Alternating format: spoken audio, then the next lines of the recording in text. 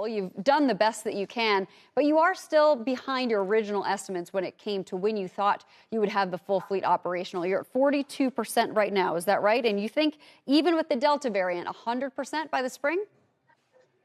Oh, yes. It really has been amazing. While there was hope earlier in the year and not many people updated their forecast, once it became clear that this was a longer lasting thing, we actually were wondering whether we'd be able to operate by the end of the year. So we are ecstatic that we've been able to start operating in the United States in June. We're very happy that we've got almost half of our ships operating today, and we'll have 62% of our capacity operating and earning revenue by the end of this month. So this is actually for us a significant improvement over what I think most people were expecting in terms of getting the ships back into the water.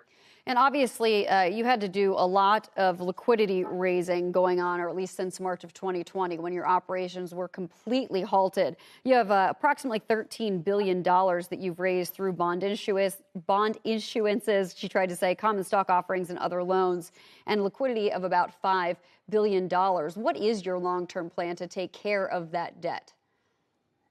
Well, I think the finance team did an amazing job to raise that money in a time when we had a business with zero revenue and people weren't sure when it would restart. And we've already started the process of replacing that crisis debt with dramatically cheaper debt. And once we get the ships going and the flywheel moving, our cash flows are amazingly strong. It's a very capital intensive business, but the corollary to that is that it also generates a lot of cash to pay down that debt. So I think what we see happening is we've gotten through our liquidity issues. We're now in a good liquidity position with over $5 billion in cash. And we are now in the process of replacing the very expensive debt with cheaper debt and the cash flow to use to pay down both. Shepard Smith here. Thanks for watching CNBC on YouTube.